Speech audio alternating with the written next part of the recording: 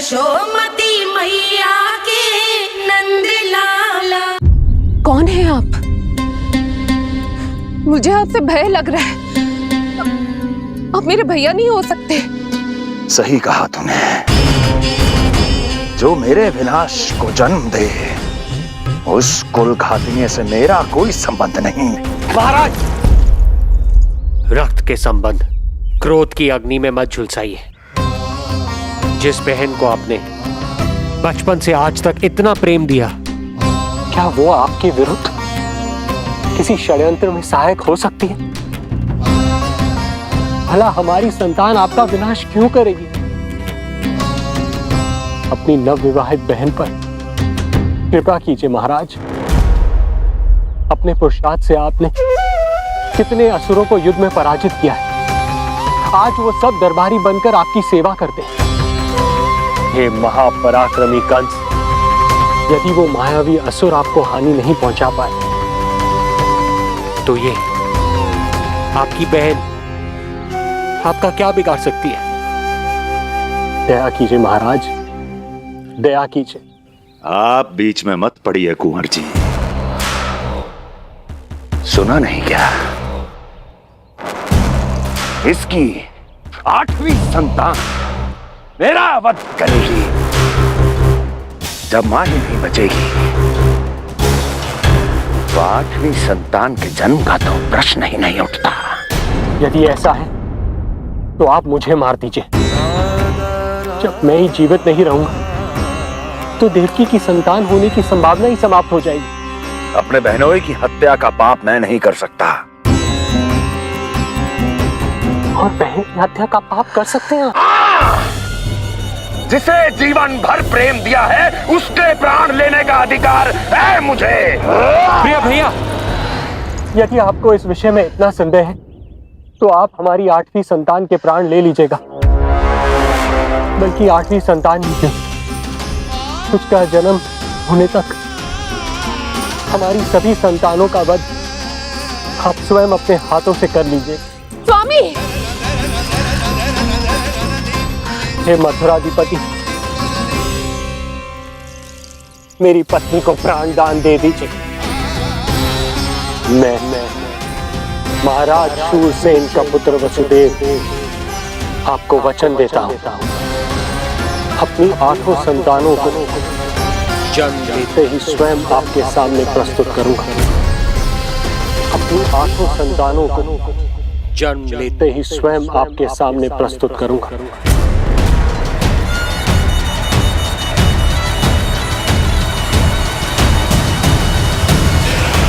बधाई हो कुंवर जी। अपनी पत्नी के प्राण बचाने में आप सफल हुए, किंतु आपकी संतानें इतनी भाग्यशाली नहीं होंगी। वचन स्मरण रहे।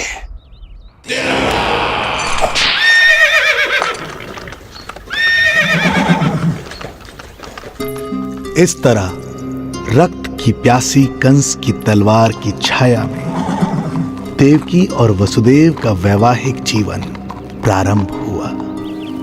जब कंस की निर्ममता और वसुदेव के वचन का ये दुखद समाचार गोकुल पहुंचा तो हे नारायण, अर्थात राजा वसुदेव यदि कंस के सामने गिड़गिड़ाते नहीं तो रानी देवकी के प्राण चले जाते। हाँ नंदराज, और अब वो दोनों कंस के महल में हैं, किंतु वो महल भी उनके लिए किसी बंदी गृह से कम नहीं है।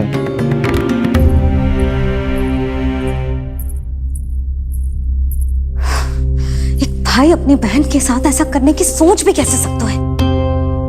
मेरा बस चले तो उस दुष्ट कंस को मटके में डाल के इसे घोंट के रख दूं, जैसे मलाई घोट के माखन निकाला जाता है।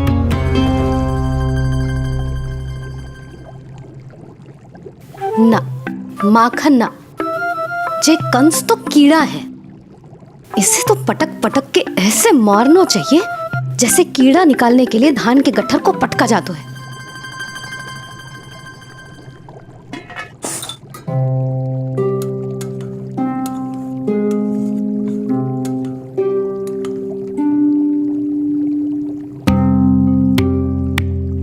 किंतु जब रोहिणी जिज्जी को पता चलेगा तो वो तो अपने आप को ही दोष देंगे, क्योंकि बालक ना होने के कारण उन्होंने ही वसुदेव जी को राजकुमारी देवकी के साथ दूसरा विवाह करने पर विवश किया था। हे ईश्वर, जिस सुख के लिए रोहिणी जिज्जी ने पत्नी जीवन का सबसे बड़ा त्याग किया था, जब उन्हें पता चलेगा कि वही सुख उस क्रूर कंस ने छीन के मटिया मेट कर दिया है, तो कितना कष्ट पहुंचेगा।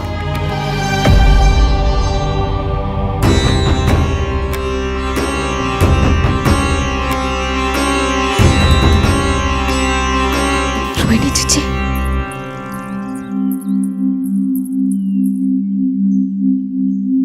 गोप नरेश, कृपया मुझे अपने भैया के पास ले चलिए। संकट के समय मुझे उनके साथ होना चाहिए। किंतु भाभी, पता चलो है वसुदेव भैया और देवकी भाभी कंस के महल में कड़े पहरे में रखे गए। पति पत्नी एक दूसरे का संबल होते हैं। कंस का पहरा कितना भी कष्टदायक क्यों ना हो, इस समय उन्हें और बहन देवकी को मेरी आवश्यकता है।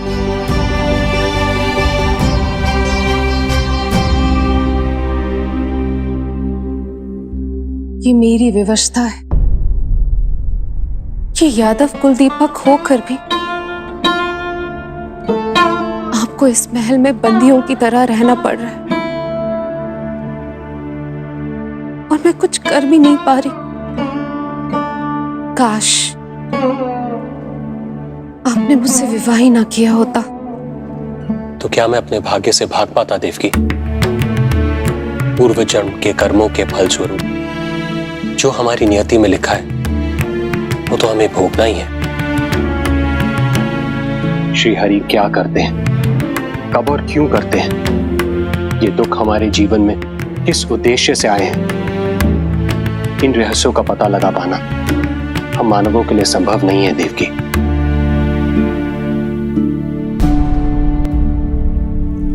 तो फिर चलिए यहां से भाग चलते हैं, कहीं ऐसे स्थान पर जहां भैया की छाया भी हम पर ना पड़ सके।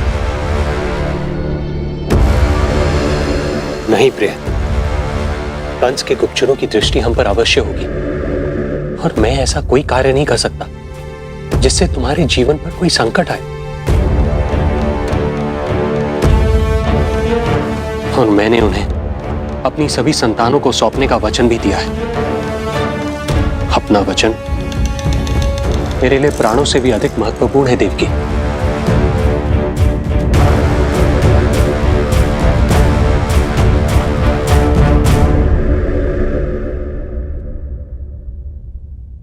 राजन, राजकुमारी, गोकुल से रानी रोहिणी और गोपराज नंद पधारे हैं।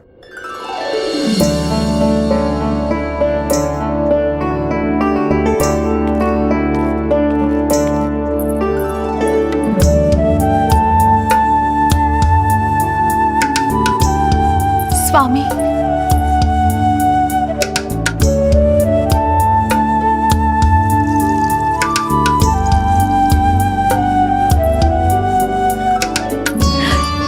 बहन, दीदी,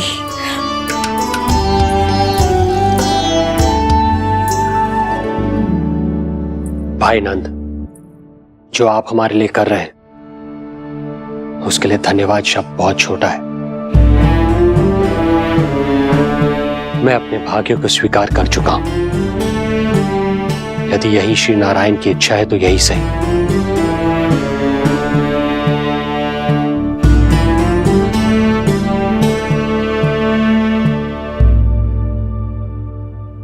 भाई नंद, इस समय मथुरा का वातावरण अनुकूल नहीं है, आपको जाना चाहिए। यशोदा भाभी भी चिंतित हो रही होंगी, उनसे कहिएगा हम यहां सुरक्षित हैं अभी तक।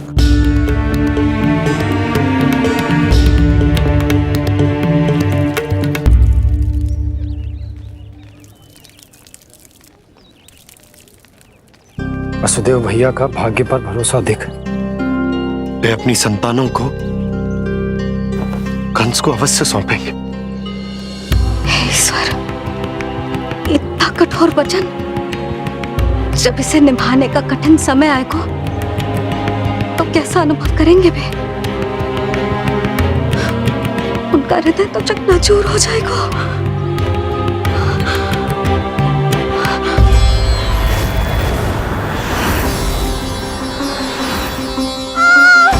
सब्र से सब ठीक हो जाएगा। देवकी, मैं महाराज शूरसेन का पुत्र वसुदेव आपको वचन देता हूं, अपनी 8 संतानों को जन्म देते ही स्वयं आपके सामने प्रस्तुत करूंगा।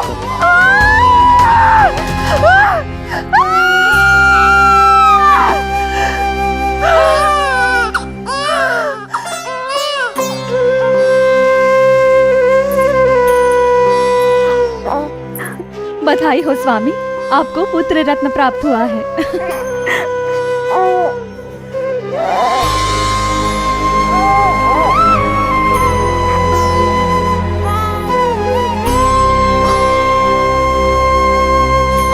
महाराज को पता चला तो क्या होगा?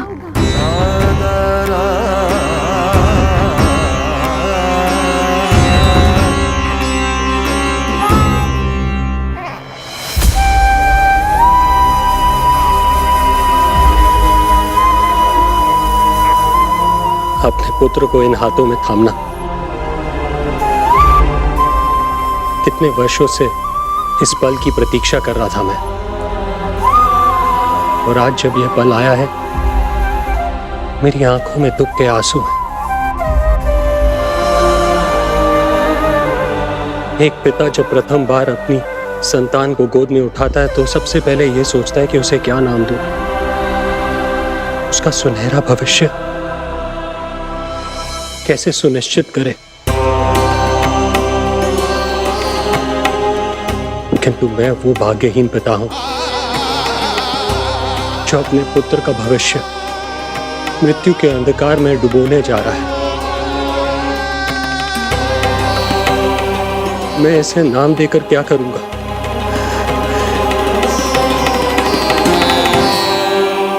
क्या आपके वचन का महत्व आपके पुत्र के प्राणों से अधिक है स्वामी?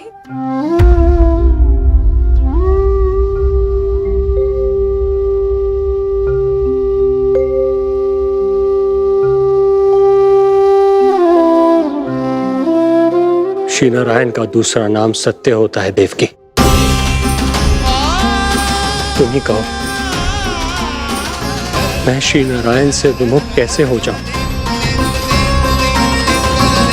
मुझे अपना वचन निभाना ही होगा। हृदय के टुकड़े टुकड़े क्यों ना हो जाए, मुझे इसे कंस तक ले जाना ही होगा।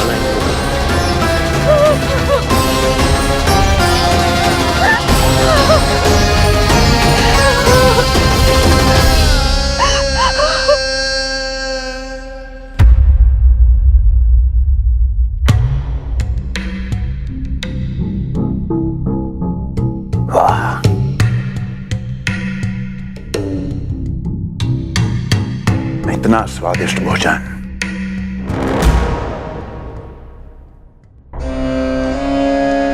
किसी विशेष इच्छा की पूर्ति के लिए मुझे सम्मोहित तो नहीं करना चाहती? मुझे पति के रूप में प्राप्त कर तो चुकी हो, अब प्राप्त करने को क्या क्या बचा है? प्राप्ति? मैं प्राप्ति नहीं, अस्थि हूं स्वामी। प्राप्ति तो छुई मुई बनकर वहां खड़ी है। आप सदैव अपने विषय में ही सोचते हैं, कभी मेरे ओर भी निहारा कीजिए, तभी तो मेरा नाम सही से स्मरण होगा आपको।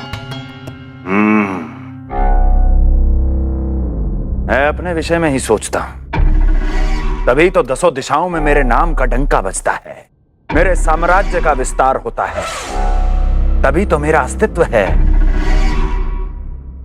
अस्थि स्मरण रहे। तुम हो क्योंकि मैं हूं।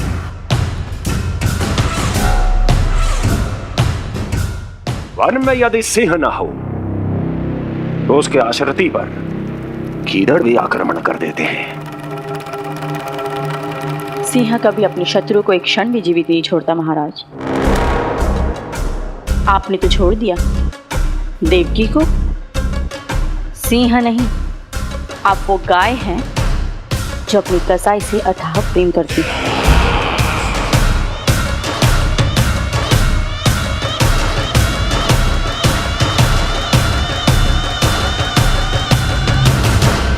सभी संतानों को जन्म लेते ही मेरे पास लेकर आएगा, ये वचन दिया है वसुदेव ने मुझे। तो फिर आया क्यों नहीं महाराज? प्रथम शिशु का जन्म तो हो चुका है।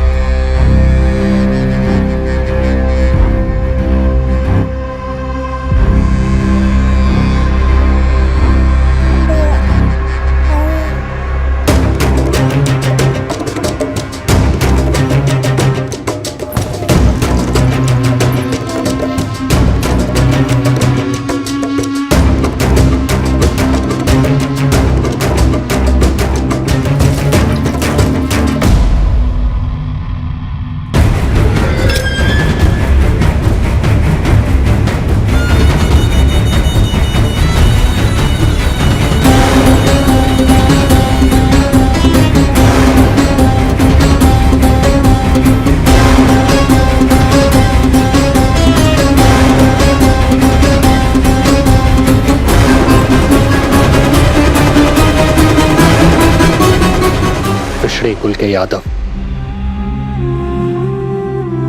अपना वचन मिथ्या नहीं होने देते महाराज।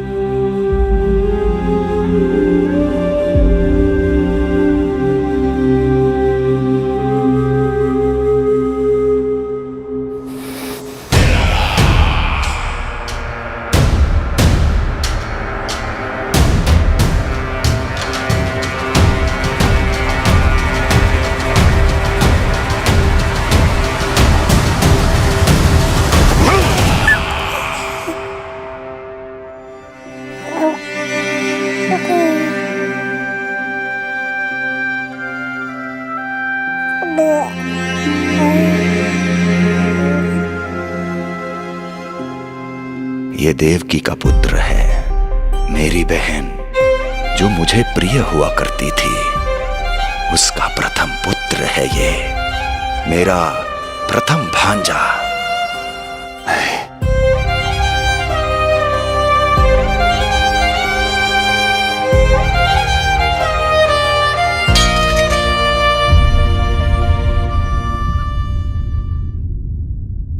इसे वापस ले जाइए कुंवर जी।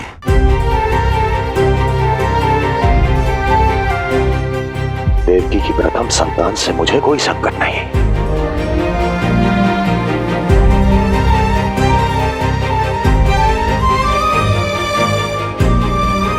और आपको क्या लगता है कुंवर जी कि मैं कोई राक्षस हूं क्या?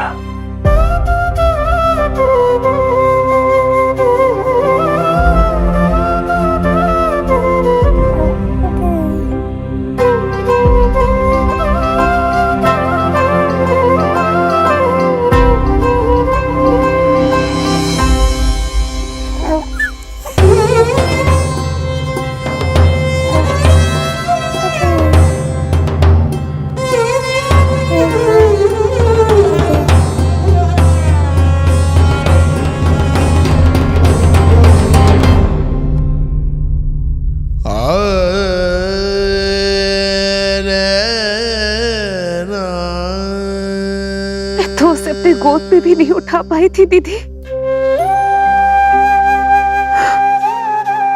उसका वो सुकुमार मुख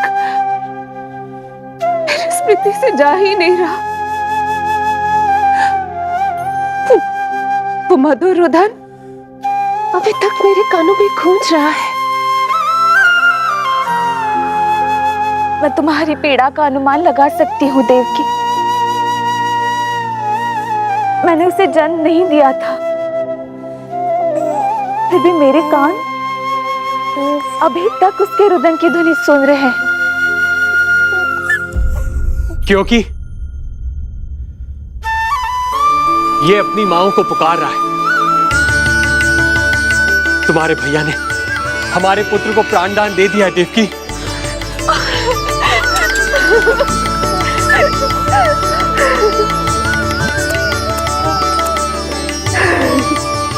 स्वामी, अब अपने पुत्र का नामकरण कीजिए। इसे ऐसा नाम दीजिए कि इसका भविष्य यश और कीर्ति से परिपूर्ण हो। कीर्तिमान कीर्तिमान होगा इसका नाम।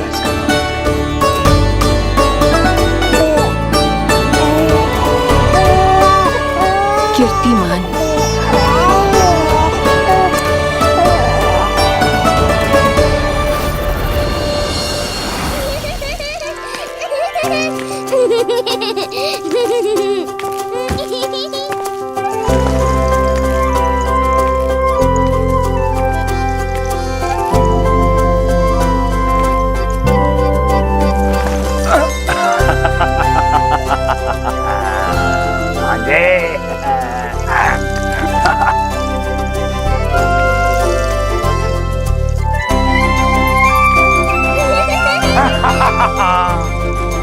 भांजे भांजे, मामा से बचना असंभव है।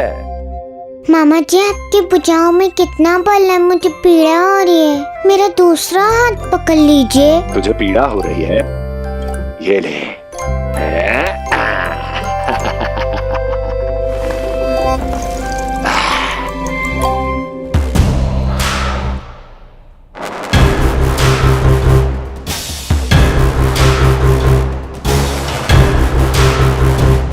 नारायण नारायण। मामा जी मूर्ख बन गए, मामा जी मूर्ख बन गए, मामा जी मूर्ख बन गए।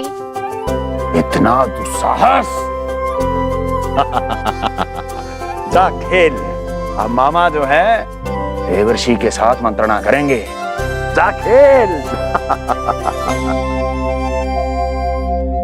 क्योंकि अत्यंत महत्वपूर्ण ना हो तो देवर्षि हमारे द्वार पर आने का कष्ट नहीं उठाएंगे। कहिए देवर्षि, कैसे आना हुआ? मैं तो बस आपको ये अद्भुत कमल पुष्प भेंट करने आया था महाराज। इसे देखते ही मुझे आपका स्मरण हुआ था।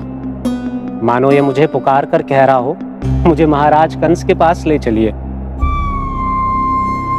इसमें तो कुछ भी विशेष नहीं है देवर्षि। इसमें 8 पंखुड़ियां हैं महाराज, और 8वीं पंखुड़ी सबसे विशेष है। यदि विश्वास न हो तो आप स्वयं गिनकर देख लीजिए। आप मेरा उपहास कर रहे हैं देवर्षि। आप गिनिए तो सही महाराज।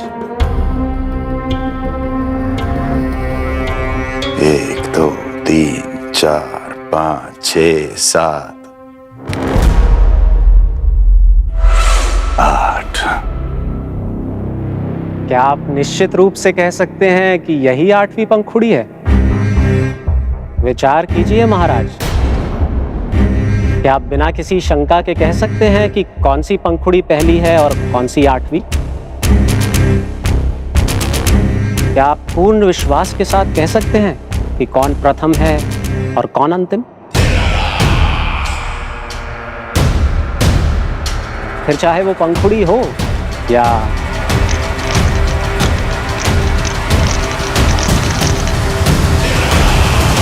सावधान करने के लिए धन्यवाद देवर्षि। कंस के साथ धोखा करने वाले को अति भीषण दंड मिलेगा। भविष्य में ऐसी कल्पना मात्र से ही मेरे शत्रु भय से कांप उठेंगे। मथुरा नरेश, मैं तो मात्र पंखुड़ियों की बात कर रहा था। यदि आपने कुछ और समझ लिया है तो उसका उत्तरदायित्व मेरा नहीं है। नारायण नारायण।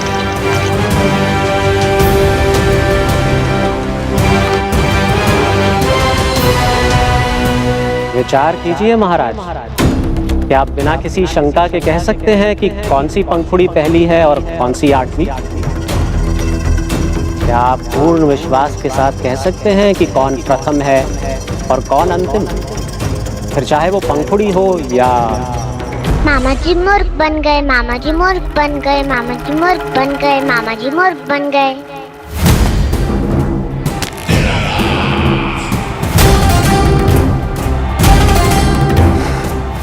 कंस को कोई मूर्ख नहीं बना सकता। कीर्तिमान। जी मामा जी। क्रोध काम लोभ मद मोह मत्सर, क्रोध काम लोभ मद मोह मत्सर, क्रोध काम लोभ। मामा जी मुझे दर्द हो रहा है।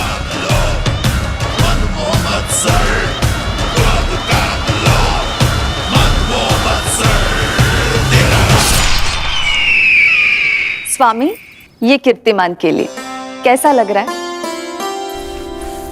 ये लीजिए स्वामी।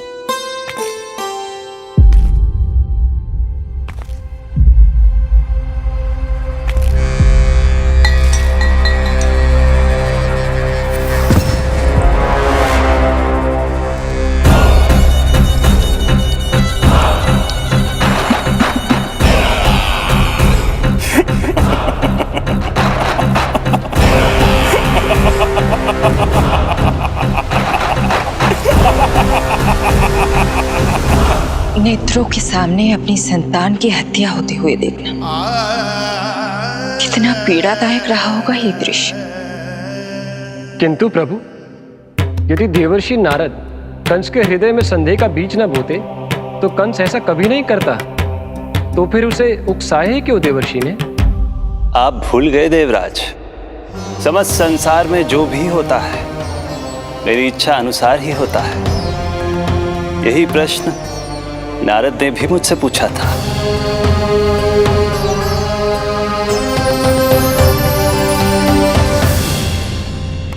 नारायण नारायण।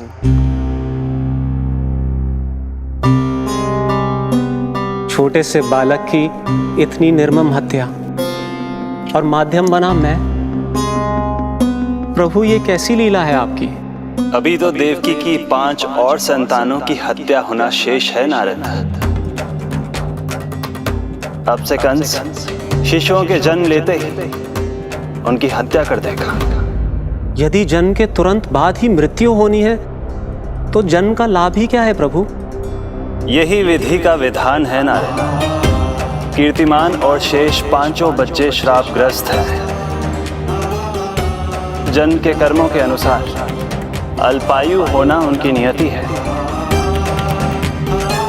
उनकी मृत्यु के बाद ही शेषनाग के अंश के रूप में बलराम और मेरे अंश के रूप में श्री कृष्ण का अवतार संभव होगा।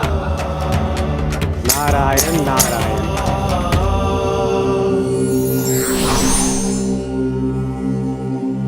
देवकी के पुत्र एक के बाद एक जन्म लेते रहे और उनकी हत्या कर कंस अपने पापों की संख्या में वृद्धि करता रहा।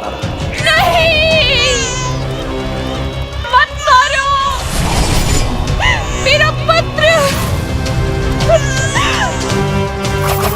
मेरा पुत्र।